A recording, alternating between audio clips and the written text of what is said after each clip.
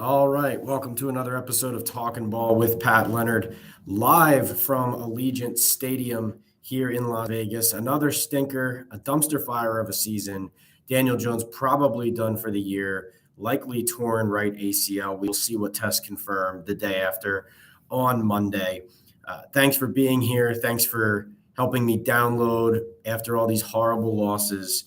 And I hope that we can either commiserate, I can answer some of your questions, and we can get to a point here where we have constructive ways of handling these terrible losses and where this Giants season is. But thanks for joining me as always. First, before we get into it, I want to tell you about Bet Online. The last of the major pro sports leagues is off and rolling, and college basketball is ready to go. BetOnline remains your top spot for all your live betting action and contests. NFL, college football, UFC, and NHL are all in full swing. BetOnline is your number one source for wagering news, odds, trends, and predictions. All the hoops betting action, along with every sport available at your fingertips, with both desktop and mobile access at any time. Head to the BetOnline app today, and remember to use our promo code BELIEVE, that's BLEAV, for your 50% welcome bonus on your first deposit. BetOnline, where the game starts. Where we start, just a reminder, this is the Talking Ball post-game Q&A, Giants, Raiders. We do these every week. We do midweeks, and we have a great community growing here, a lot of loyal followers hanging here with me through thick and thin. I see Giants Chronicles in the house. I see Hunter back in. I see Jake Patterson jumping in, and I see Mark here, but barely. So thank you all for participating. Remember, if you don't subscribe to the page, super chats and super stickers is a fun way. If you're waiting too long for a question because the queue is filling up, you can always pay for a super chat or a super sticker. That's a way to support our page and also to have your conversation and your question and your comment elevated to the top of what we do and what we're talking about. I will answer your question right away first. You will jump the line, and it adds a lot of spice to the conversations that we have. But thanks for waiting. After just a horrible game that the Giants put you through. So a lot of fans, there were a lot of blue Giant fans in blue in the stadium here at Allegiant Stadium in Las Vegas, but a lot of them were leaving early, unfortunately, just like we see often at MetLife. So let's get right to your questions, and our conversation will take off from there. Giants Chronicles says, Pat, can you be my therapist? Honestly, Chronicles, I think that's really what I'm most qualified for at this point. Talking to Giants fans it's therapy, right? It's commiserating. Is commiseration a word? It is a way to look at a team and say, just when we think the arrow's pointing up, it spirals straight back down into the gutter, down the drain. And really, you're looking at a team now that could be challenging for the number one pick when all is said and done, with Daniel Jones likely out for the year. Hank NYR22 says, Pat, gut feeling, is Jones the quarterback next year for this franchise? Hank, I think because of his contract, he's still on the roster next year, but I think it's looking likely at this point that they would be drafting a quarterback to replace him as well. So next year, maybe the roster is a rookie quarterback and Daniel Jones, and so you have a capable starter if the rookie's not ready right away. Obviously, when you draft a guy top 5, though, he's playing, and then maybe you have Daniel Jones, hopefully as a guy that you can trade to a team who needs a quarterback eventually, maybe eating money the way that you had to eat some money with Leonard Williams in order to make that deal if somebody's going to take him off your hands. Obviously, that's a really hopeful, optimistic view of what you could be able to pull off with that clunky contract. Even with Joe Shannon, the Giants doing a pretty good job of being able to get out of it after 2 years. That's still $82 million in the first 2. So I do think the Giants draft a quarterback at this rate, assuming Daniel Jones is out for the rest of the year, assuming the Giants are picking in the top 3, because let's just face it, it's going to be hard for them to win another game this season with the team that they're putting out there. And that's with a defense that still is showing some fight. But, you're just not going to win games when you can't score points. And even though Brian Daboll took over the offensive meetings 3 weeks ago, it's never looked worse here with the Giants offense. Hunter says, good evening, Pat. Hopefully they will bring you peanut butter screwball to the stadium, because that's what it takes to watch this team right now. You are absolutely right, Hunter. Believe me, I will be having cocktails tonight. In fact, we're going to do about 20 minutes here or so and then wrap up the chat so that I can head out and enjoy a little bit of the Vegas fare and flair before I have to head home tomorrow and back to the unfortunate reality that the Giants are in right now. They'll be heading to Dallas to play the Cowboys, probably with Tommy DeVito as their starting quarterback. And then they have the Washington Commanders, the Patriots, a much-needed bye week. They have the Eagles twice down the stretch. It just doesn't look good. All right, let's see. Giants should be bringing back the Biff, talk, and actually smack some blokes, show character. They look soft on defense, says Jake Patterson. Jake, early on, I thought it was way too easy for the Raiders, especially those two plays to Jacoby Myers, right? The pass, the man coverage to Deonte Banks, just, let's just face it. It was too easy for Myers off the line there. And then the end around, what was that, right? Barely got touched. And the way the Giants are playing right now. See, this is the problem too, though. You're right about the defense early on, but they actually hung tough, played hard to the end, forced field goals late, stood up in the red zone, got a fourth down stop even on the very last drive for the Raiders when the game was over and didn't let the Raiders run the clock out. It's just, you're right that they need to get better at, especially in that early game situation, that first Raiders drive. There's no doubt about it. And the worst stat on the defense was Micah McFadden's hit on Aiden O'Connell with 9:30 left in the fourth quarter. That was the first quarterback hit the Giants had all game, which is just not acceptable. I know they ran the ball a lot. I know they actually called a pretty smart game getting the ball out of his hands. But you can't have that. But I guess what I was getting to is Dexter Lawrence said it last week, like you can't play a perfect game. So it's really hard for me to harp on the defense in these situations when the offense is what it is. Because the offense, obviously, the turnovers, the short fields, the offense is the reason that the Giants are a terrible team. If they had a functional offense, they would be a good team. I really do think that. So when does the rebuild of the O-line begin in earnest, says Matthew? Matthew, good question. It did begin, but Joe Shane if you want to give him credit and should give him credit for guys like Micah McFadden, Cordell Flott's starting to come around a little bit. Kayvon Thibodeau has 8.5 sacks right now, though we didn't really hear much from him at all in this game. So there's some good things Joe Shane has done. Bobby Okereke signing at linebacker, those sorts of things. But man, oh man, has he whiffed so far on offensive line, particularly that first draft, Evan Neal, Josh Azudu, Marcus McKeithen, right? Mark Glowinski, they ended up in a position where they signed Justin Pugh. Justin Pugh obviously makes their line better, but when he moved to left guard with Andrew Thomas back and Evan Neal back in this game, this was I think I calculated 8th straight game or so that they had a different left guard starter from the previous one, or 6 or 7 straight games. What was it? So week 3 was Shane Lemieux. Week 4 was Ben Bredesen. Week 5 was Glowinski. 6 Pugh.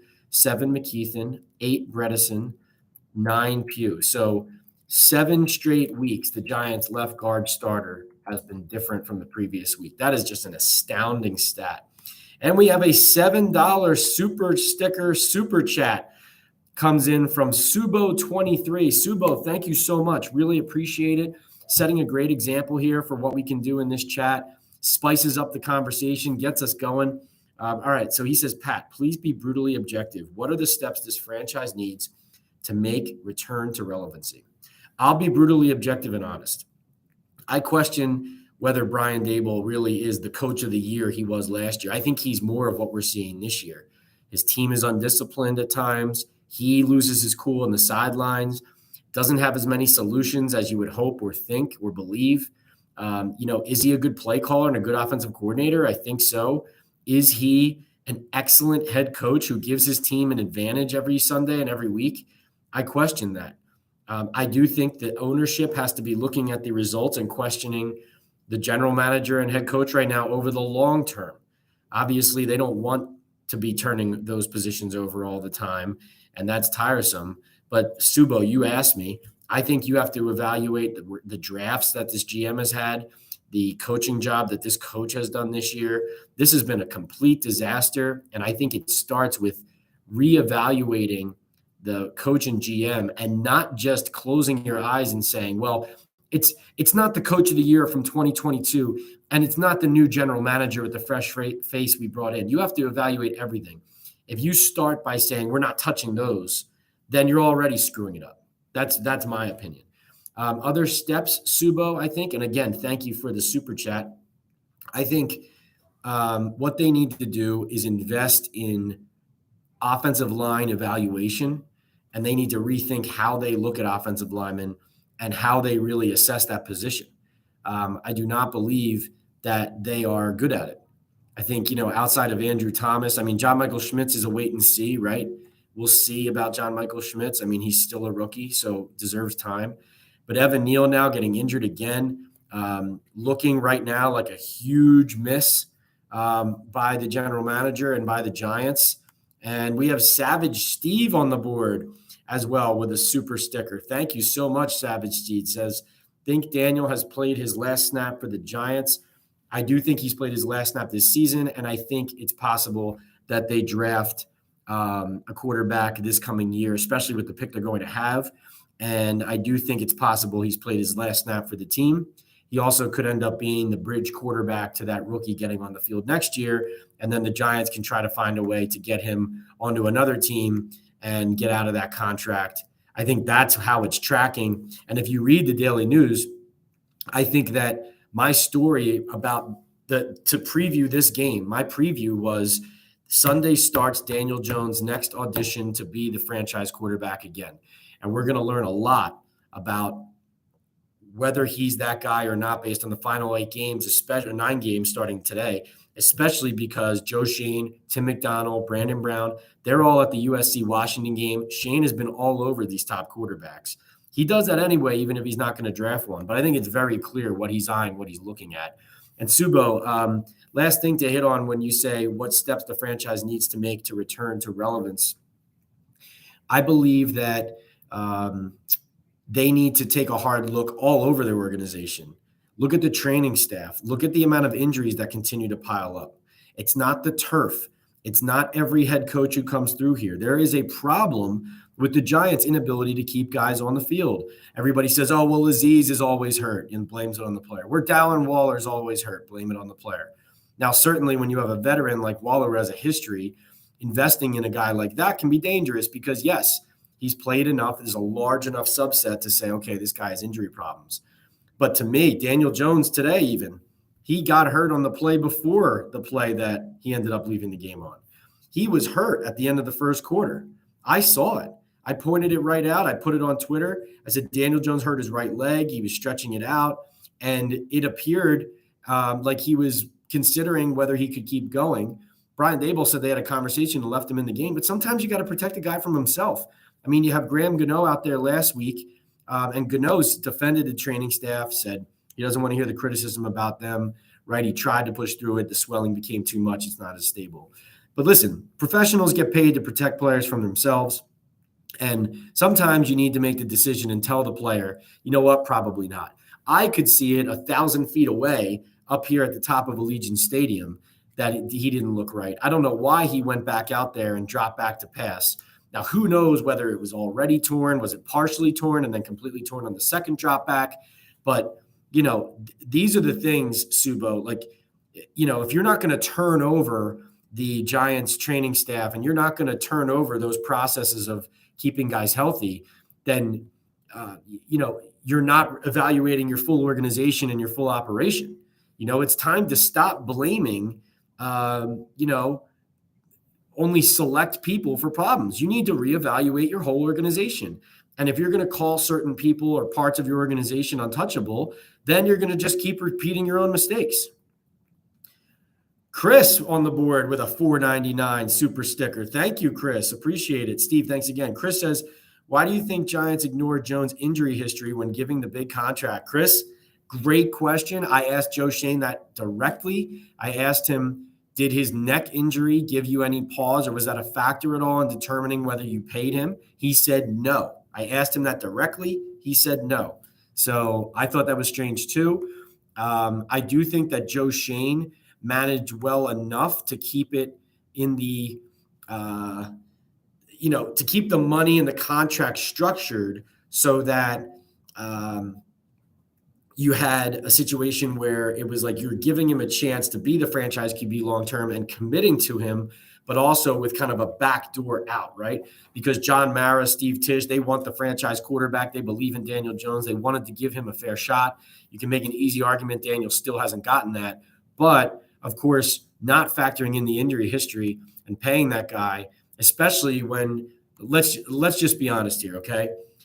Yes, did Joe Shane know that this whole time, even last year, that the Giants roster wasn't exactly what their record, was reflecting, right? And all that. Yeah, of course. I think he has a good head on his shoulders and a good process and understood that they were overachieving last year. But you can't sugarcoat the fact that they did invest in veterans and paid their own guys heavily in this offseason. And the goal this season was to go win. Sterling Shepard told us at the start of the year, Brian Daboll was talking about the Super Bowl behind the scenes. And then Dexter Lawrence said, building is over. We're going for the Super Bowl. And I don't want to talk about anything else.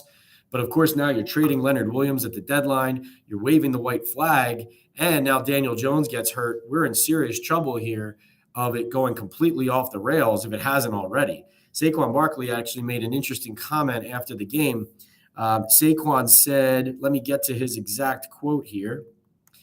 Saquon said, "It sucks, but you got to be a pro about it. Can't make any excuses. Still got a long season ahead. Obviously, we're not happy that we're 2-7 and with everything that's going on right now.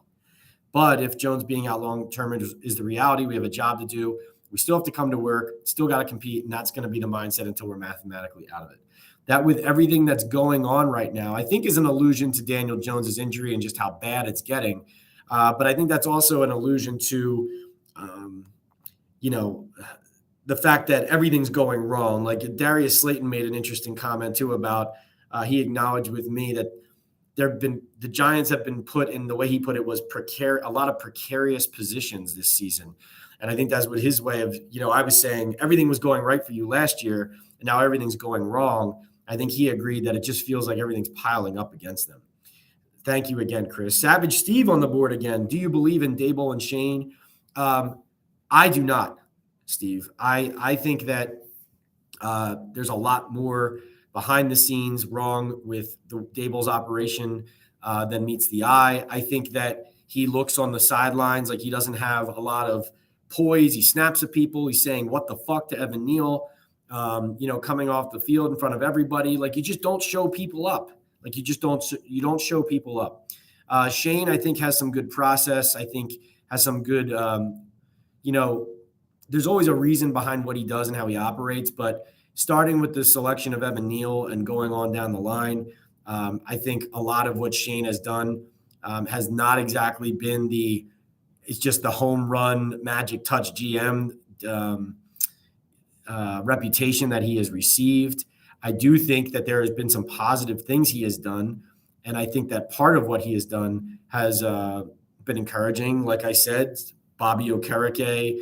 I do think Deonte Banks can play. I think he's a young guy, still growing, very young, needs to develop mentally on the field. But I do think he is a fighter. We'll see about John Michael Schmitz. Kayvon Thibodeau, he has big games. He has games where he doesn't really show up much in the box score like this one. But I just think that Joe Shane's resume is incomplete. I'm not trying to blow everybody out the door in year 2 here. I'm just saying you have to evaluate all these things, and you have to be honest about the fact that, especially this season, like they went into the year thinking they had an offensive line that could function, and they did not. It's not just about Andrew Thomas's injury. They did not assemble a functioning offensive line in front of a quarterback they paid $40 million a year to in a 4-year contract. And Joe Shane, that's on him. And Brian Daboll, the way that he's lost games, key situations, bad decisions, not good at situational football. I mean, the Graham Gano thing, the Jets lost, this loss 40-0 to the Cowboys, 30-6 to a Raiders team that just fired its GM and head coach. I'm not even angry enough about this. I'm getting fired up now, though. Thank you all for the super chats and super stickers. Let's go back to the queue and see if we can get through the rest of your questions. All right. Subo says those desserts look nice. Yeah, the Raiders did it right in the press box. Mean Machine Live says, Pat, why is it the Giants as an organization are incapable of coaching their draft picks? Well, Mean Machine, I think it eats itself alive in a sense that when young players are put in positions to play, as starters right away and to play at a high level. Sometimes they're not ready. And then they end up in situations like this where the team's not good. And then the bad vibes start and it all starts spiraling. And then the development stagnates a little bit, or it's harder mentally for these guys to keep kind of pushing through because it's so much adversity so early and they're in critical spots having to make plays, but they're not able to kind of carry it on their shoulders as well. I hope Jalen Hyatt comes out of this game okay because, like, for example, he gets open twice downfield. And frankly, guys, this is something I wanted to point out. It looked to me like Daniel Jones's mechanics with his shoulders were a little different in his follow-through, throwing the ball, coming off that neck injury last week with the weakness in his left arm and kind of the feeling. Get it back, give it to him straight. And the symptoms in the wow.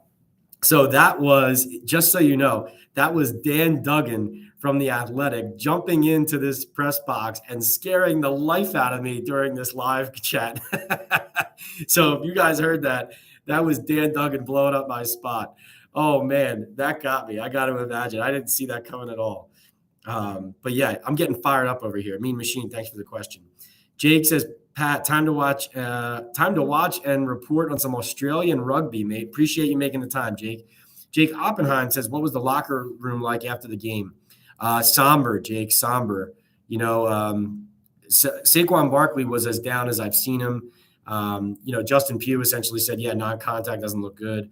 I mean, they were all talking as if Daniel Jones' season was over without actually saying it out loud. I think it's pretty obvious, though, that he's done. And I think now it's about whether this operation sticks together.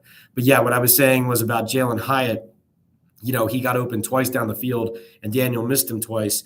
And I think Daniel's mechanics look a little different to me with the symptoms in his left shoulder. I don't know, maybe he was overcorrecting throwing, but it also didn't look right to me how he was throwing the ball. It looked a little different than pre-neck injury. Let's see. Jake Patterson says, I reckon Dallas has got us 60-0 easily.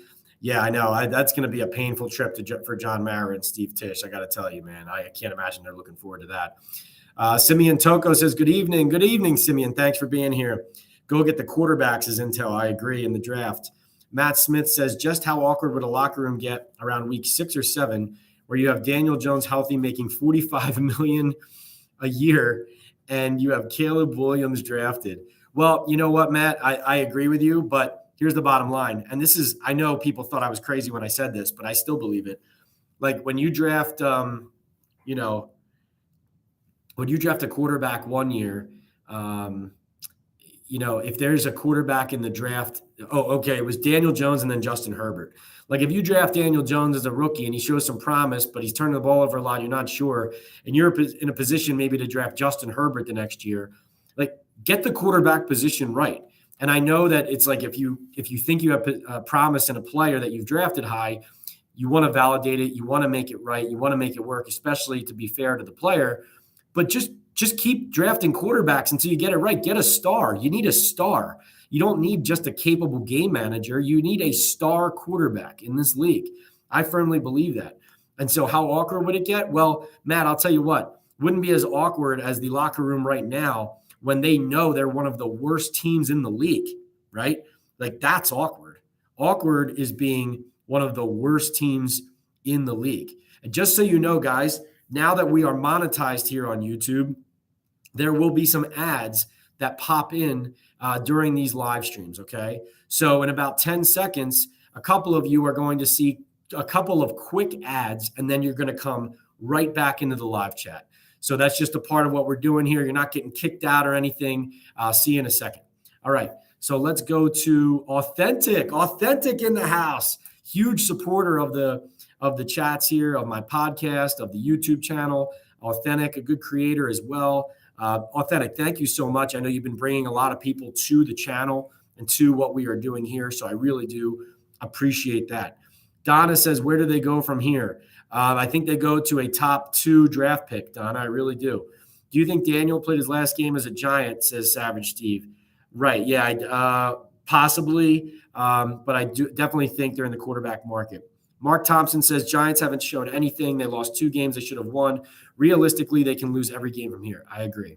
Matthew says, what happened to the defense today? I thought they were better than they showed today.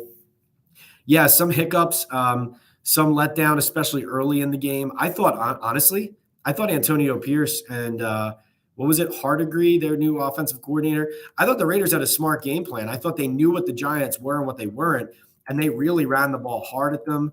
Their offensive line is not bad. The Raiders' offensive line is not bad. Like I've seen that in other games too. And they really kind of managed the game well there. I actually ran into Mark Davis, the Raiders owner, after the game, and I asked him what he thought of Pierce's first game as a coach. And he said, I thought it was fantastic. When you win, it's great, right? And then I told him I thought he managed the game well and, understood what the Giants were and weren't. And he goes, he's a Raider. He's a Raider. So that was an interesting moment there. All right. Let's see. Brady says, what's up? What's up, Brady? Mark Thompson says communication was not great among the defense. Clearly, the offense is totally dysfunctional. I think those are both good points. Mark Thompson says, did we miss Leo today? Yeah, of course.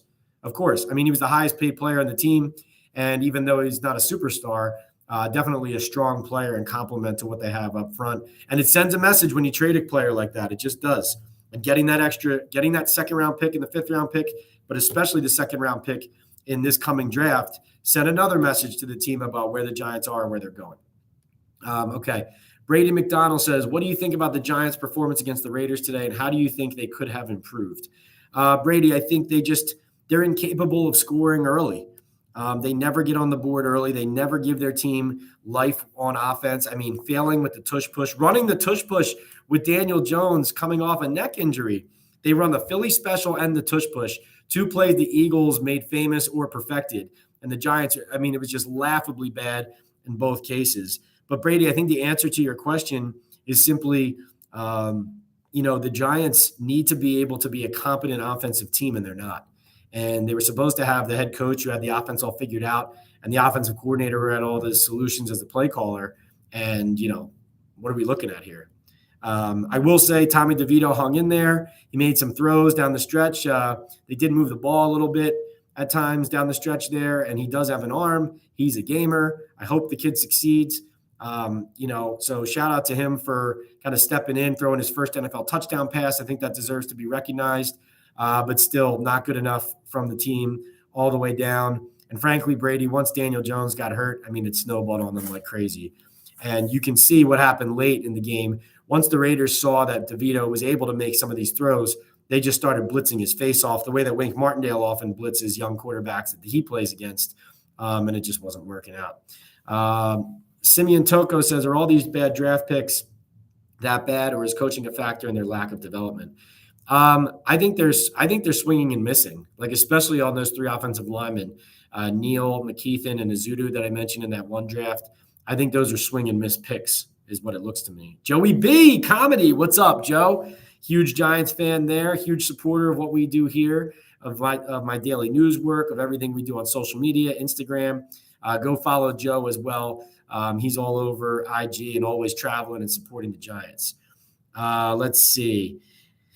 All right. Thanks, Pat says Subo. You got it. Yeah, Brady, finally got to your question there. Remember, you can always pay for the super chats and the super stickers and get your question answered immediately. Sorry I didn't get to that quickly enough. Remember, guys, if you don't already, subscribe to the channel here at PL on NFL. That's my handle on TikTok, my handle on YouTube, my handle on Instagram, at PLeonardNYDN on Twitter. Also at the Daily News, of course, nydailynews.com.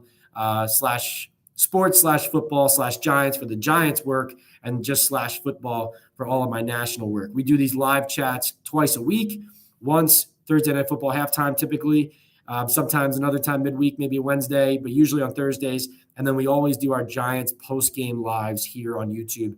We're really creating a great community here. I love it. And hey, guys, I want to ask you this too.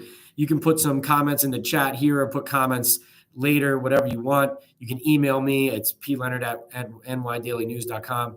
But I was considering starting a subtext app. So that is like an offering where fans could pay like a couple dollars a month, let's say, and the fans, let's say, I don't know what it costs, but if you pay a couple dollars a month, you have access directly to text with me. So we would have, Q&As like that where I would text back to fans directly through this app. And then also ways for me to update you guys directly first with news and updates from practice that you wouldn't have to go to social media to get. It'd be like an exclusive behind the scenes way for us to communicate differently. So let me know if you think that would be something you'd be interested in. Curious what fans think of that. All right, we've gone a half hour here. I'm going to have to run in about 10 minutes. So I'm going to try to get through the rest of these questions. I see Savage Steve has weighed in with 199 again. Thank you, Steve. Really appreciate it. Steve is crushing it here today. Do you think Saquon is here next year? That is just a back and forth thing. He did speak more than ever before about how he wants to be a giant for life. He wants to do the Strahan, Tiki, Eli Manning thing after he retires and how he sees that path and that vision. So I do think as of Thursday, it sounded like he really wants to be a giant for life and commit here long-term, maybe revisiting that negotiations this coming year. But you never know where this is going to go, right? And he is up there in age for a running back, not as a person, right? But when the Giants are looking at him as a running back.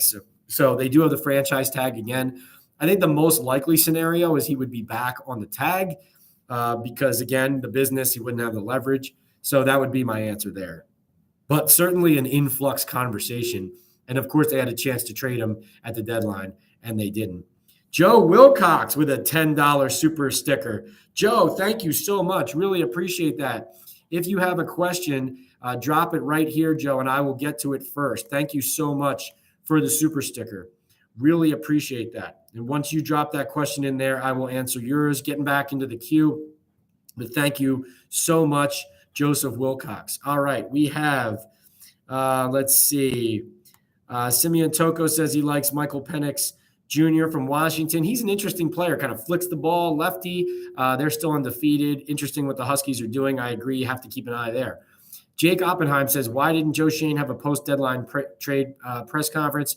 I believe his standard is going to be at the bye week. So he's going to do bye week pressers, and then unfortunately they have a late bye week. So that's why. We did want to hear from him. Obviously, you want to hear from him at the trade deadline, but I expect to hear from him at the bye week. All right. And that reminds me, I did mention this in my Saquon story too. Does Joe Schoen revisit, does he go into the midseason idea of negotiating with Saquon, trying to keep him on a long-term deal to give some hope to the fans, keep the face of the franchise before the season's over? Is that something he looks at? Or does he go into the offseason with a clean slate and go from there? Probably the latter, I would say. But based on what Saquon was saying and the fact that Giants didn't trade him, I think it's fair to wonder if that's on the table for plans during the bye week. We'll see. Chronicles says, do you have any knowledge of Mara influence in the Daniel Jones contract? Well, he talked to him in the final hour to help get it done. He definitely wanted Daniel Jones here. But I do think the fact that they could get out of the contract after 2 years was reflective of the fact that Joe Schoen was still driving the bus. Do you have any knowledge of I just answered that. Michael Tiso says, hi, Pat. If Giants don't end up with top 2 pick for Caleb or May, how do you view the next tier of quarterbacks in the draft for the Giants' future? Michael, that's a good question. At this exact moment, I don't sit here and say either any of those guys are like home run hit, can't miss picks. I have to do more research on that, though. Honestly, that's what I would say. I think out of the whole group, I think May is the one that intrigues me the most as a potential fit for the Giants at this moment. But I have to keep looking into those. All right, let's see. Let's rattle these off. Okay.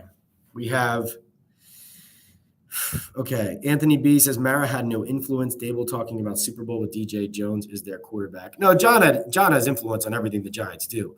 I'm just saying I don't think Joe Schoen is still running this. So Joe Schoen was the one who gave him that contract, not John Mara. But John was involved. I mean, he's always involved.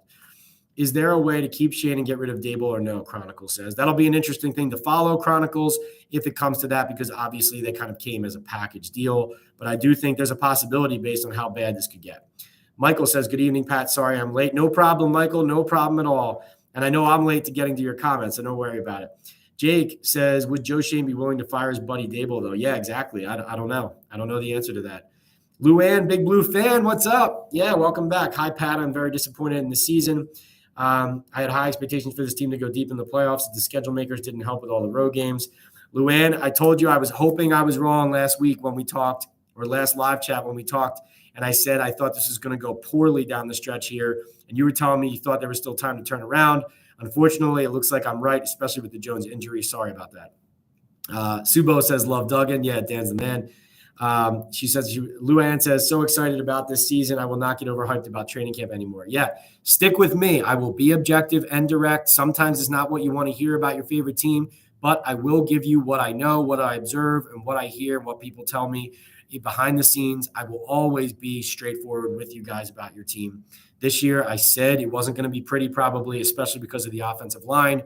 And I even said the secondary, I had questions about a lot of makeup of this team and where they were and how ready they were to take another step.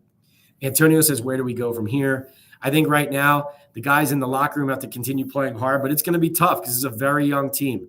Justin Pugh was saying after the game, trying to keep the team together, trying to keep guys focused and know that they have to continue to fight, but it's going to be hard because the results are not going to come. Luann misses Eli very much. He was never hurt, fair to say. Michael Knight, question, what makes you think this coaching staff had the ability to develop a rookie quarterback? Because I'm a little concerned. Yeah, I'm not sitting here saying they can definitely do that. I totally agree with you. And I also, listen, there could be changeover to the staff. Who's the offensive coordinator next year, right? There's going to be a lot of things, a lot of uncertainties, right? A lot of uncertainties. All right. Let's see. I will never believe the hype again, says Raphael. Yeah, and we don't bring you hype. We bring it real. We have the Giants news, information, and analysis here, even if it's not what you want to hear. And I hope this team turns it around and starts winning because it'll be much more fun to talk about and to follow. But, Raphael, I promise you, I will not lead you guys astray. All right. Luann says, next season, I believe the Giants will make the playoffs, although this season isn't over. Dable is a second-year coach. He is growing each game, too. Let's be careful we don't push a good coach out the door, says Jay Mazzella. Jay, I do think that that's still the way the organization thinks of him, but what I watch right now is worse than anything I've seen, and it's gotten bad in these years, but this is worse than anything I've seen. But I do think what you said, there's something to maybe what the organization thinks. Intel, the developer, says Dable needs to draft this guy. These are Gettleman rejects. Or draft his guy. These are Gettleman rejects. Go get Williams and everything will be all right. All right, fair. That's a fair potential outcome. Luann says she wants Caleb, another QB who runs like Kyler Murray. Look at him now. Oh, you do not want Caleb because running around. Okay, I got you. Anthony says they were talking about going to the Super Bowl with DJ. He's their quarterback. Yeah, I mean, he was, but right. No, exactly. So Shane and Dable signed him. Yeah, no one's off the hook. Like they were all involved in that, right? It's not like John Mara wanted to sign him and nobody else did. That's not what happened. Luann says she wants Marvin Harrison. Intel says imagining Williams with Barkley and Hyatt. Now that's a powerhouse. That would be more fun, I think. Though Williams looks kind of raw and still a project or a player who's, he's got, he's not perfect. What position coach changes are possible after the year? O-line, offensive coordinator, Jake says. Yeah, no, special teams coordinator, offensive coordinator. O-line coach is Dable's guy, but I do think if Dable stays, he might have to part with his guy there for sure. There's gonna be a lot of changes on the staff if Dable is still here. I do believe that. I should say even if Dable is still here. Obviously, if he gets fired, there would be a lot of changes. But I'm saying even if he's still here, I think there's going to be a lot of changes.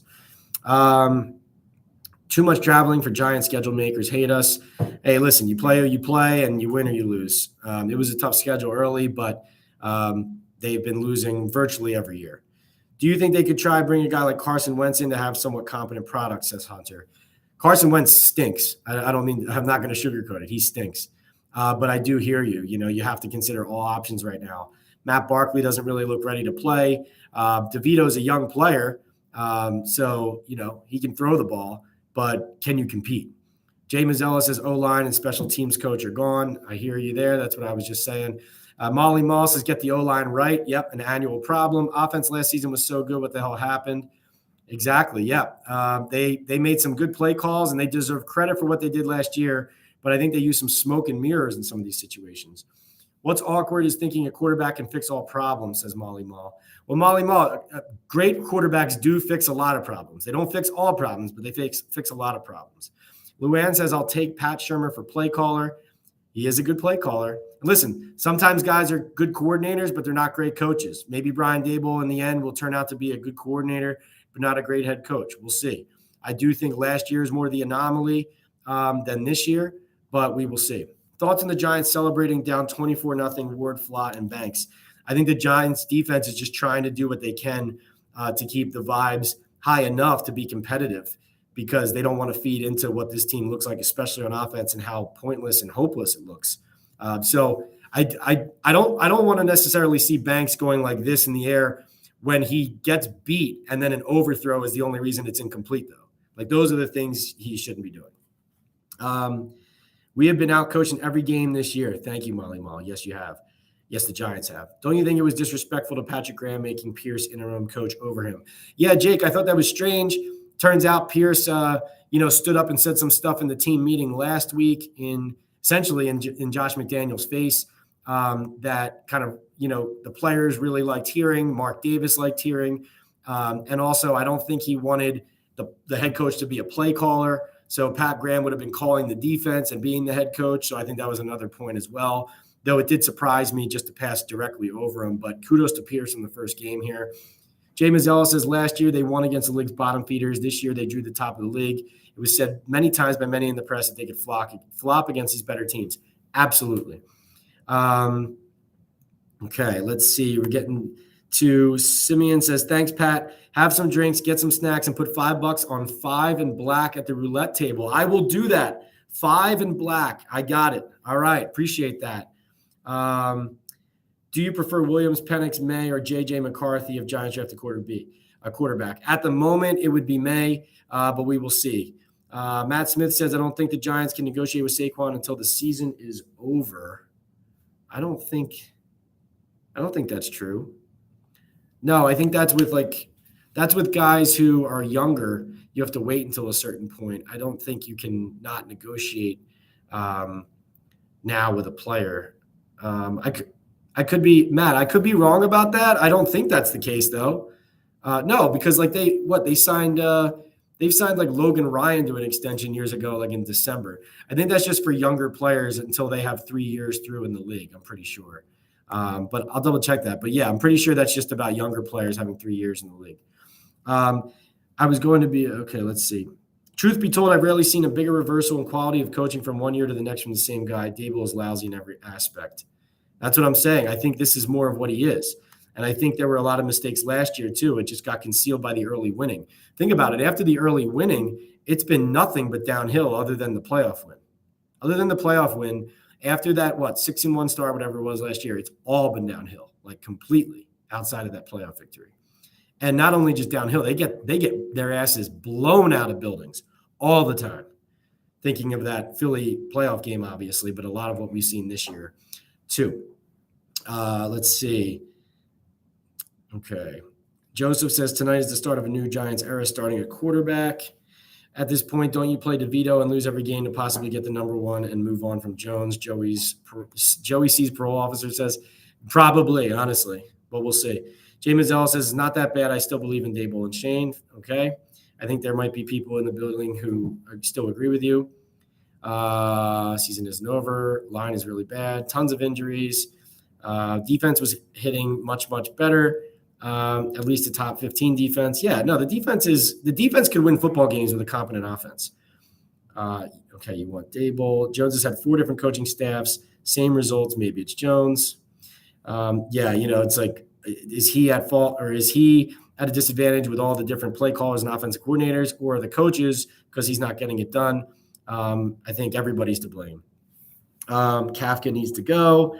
I think you might get your wish after the season based on how this has gone and Dable taking over all the offensive meetings. Dable and Shane know if DJ is good or not. If they do draft over him, DJ will need to compete for the job. That's a good thing. No point playing Barkley over DeVito. Oh, Matt Barkley over DeVito. Pat, have you anyone in the media heard from Jones or spoke to Jones after the game? He walked through the locker room. PR would not let him answer any questions. And even when some people tried to ask him questions, he just kept walking. I know a couple of reporters noticed it looked like he had a brace on underneath his pant leg. And I think, everybody thinks that it is what we thought it was, which is a torn ACL. So we'll see. So are you a Giants fan? Says Rise to Rise. I don't root for teams. To be perfectly honest, again, I'm always honest with you. I grew up in Philadelphia. I've lived in the New York, New Jersey area since 2010. And, I don't root for teams. I root for individuals all over the place, guys I like, who I get along with. I pull for guys.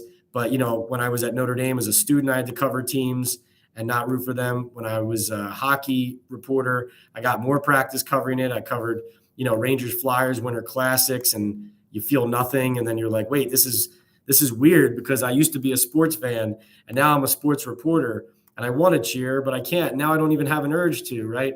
And so, no, you have to be objective doing this job. You can be an analyst and not a reporter, I guess. And, but the way I like to do this job, I think you have to be objective, and I am. So no cheering in the press box. If Danny was to miss time next year, would there have any cap relief, or is it just if he's out all year? Oh, if he were to miss time next year, would they have cap relief? No, I think he's got even some money guaranteed for injury into the third year. So, yeah, right, exactly. Fully guaranteed next year, says Anthony. Exactly. Too bad we can't get Kirk Cousins. I think he's right. Can't sign Barkley till after the season because of franchise tag. Okay. Yeah, I have to go back and look at that then. I think, yeah, you know what? You're probably right about that. Sorry about that. I should probably have that ready to go. But, yeah, I think you're probably right. Hunter says, I thought because we gave him the tag, so we couldn't touch him until after the season. Yeah, no, I think you guys are right there. Sorry about that. Let's see. They're not allowed to revisit talks for new contract extension until after this 23 season. Okay, got it. Thank you for correcting me there. All right, keeping me honest. Pat, what about Wink Martindale next year? Is our defense good? I think it's only good by comparison to our lousy offense. Yeah, that'll be interesting to see if there's turnover. Is Wink included in that? I do think the Giants defense has been the lone bright spot on the team, but obviously if there are changes made, you can never rule anything out. Why don't we sign Cam Newton? I don't think that's the answer. So many free agent QBs are good enough to play that are better than DeVito. Yeah, I don't know, Brandon. Maybe are they slightly better than DeVito? Maybe, but are they guys who are going to turn the season around? Not necessarily, and obviously they don't have a problem playing young players, which they're doing all over the field already. At least I have the Jets and the Bills, New York teams. We all jumped the gun after last year's quick success. I think we need to take a deep breath. It's a rebuild, and we'll take a few years to get competitive. Yeah, it's just such a dramatic drop back here, and also committing to – if they didn't commit to Jones with a contract like that, it would feel a little bit different, I think. But because they gave him that contract and paid guys, signed vets, and made this year look like a year where they thought that they could win, that's the part that hurts. But, Brian, I think like if they had tagged Daniel, it would have been a lot different and more encouraging. But the fact that they didn't tag him, they signed him, makes it feel a little bit different. But you are right. It should be a rebuild that takes some time. Over 100 people in here. It's definitely growing every week, says Hunter. Absolutely. And Hunter, you're one of the originals. So thank you so much. What is the Giants cap situation looking for the offseason? Jake says they'll have some money, not unlimited money, though. So when you look at the Giants salary cap situation next year, all right, so at the moment, the way the Giants are looking, obviously they're up against it this year. In the offseason, they are due to have, at the moment, they project to have about $47 million in cap space. Obviously, that doesn't account for so once you make a couple free agent signings, if you pay a couple guys on your team, that can shrink very quickly. You have to leave money for the draft pool, the rookie pool. So that'll be something to continue to watch. That's not an unlimited amount, right? Let's see. I thought you were a Jersey guy, says Michael. I did used to go on vacation in South Jersey, but yeah, I grew up in Philadelphia. Let's see. Funny how DJ Thomas Cano got paid. They are hurt.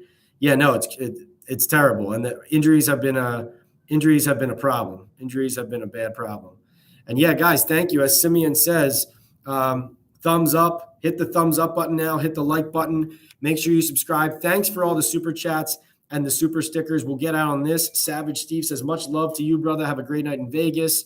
And Brandon says, Marvin Harrison, number one pick, or Caleb Williams. I think that all depends if you think Daniel Jones is still your quarterback. Based on him, if he's out for the year, I don't see how you can't end up, if you end up with a top 3 pick, top 2 pick, how that doesn't become a quarterback pick unless you don't believe in any of them. So I think the pick there is the quarterback. At this exact moment, I'm just going to say Drake May. Hunter, thank you for enjoy the night. I can't wait to go hit Vegas. Simeon, I'm going to play 5 and black. Guys, everybody who dumped in the super chats and super stickers, really appreciate it. Remember, subscribe to this page, subscribe to the podcast, Talking Ball with Pat Leonard, YouTube, Spotify, Apple, wherever you get it. And thank you so much. Yeah, Joseph, did you answer a question or did you ask a question? Because you paid the $10. You said, Matt Smith is right in a way. Shane and Saquon both agreed to not talk another contract until after the season. Did I miss another question, Joseph? I did not see another question from you, but I definitely saw your super chat and your super sticker, and I do appreciate it. What was your question? Dump it in, and I'll answer it before I get out of here. I did not notice it. I saw the super sticker come in. I didn't see a question right after it, so ask it right now. Pat, Williams or May, which one do you think the Giants will draft in 24? At this moment, I think it's May, but they have done a lot of work on Williams. You can see that. Joseph says he feels bad for Daniel Jones. Yeah, absolutely. Absolutely. All right, Joseph, you have anything before I hit the road here in Vegas? Last chance to dump in your question if you did. I'm sorry if I missed it.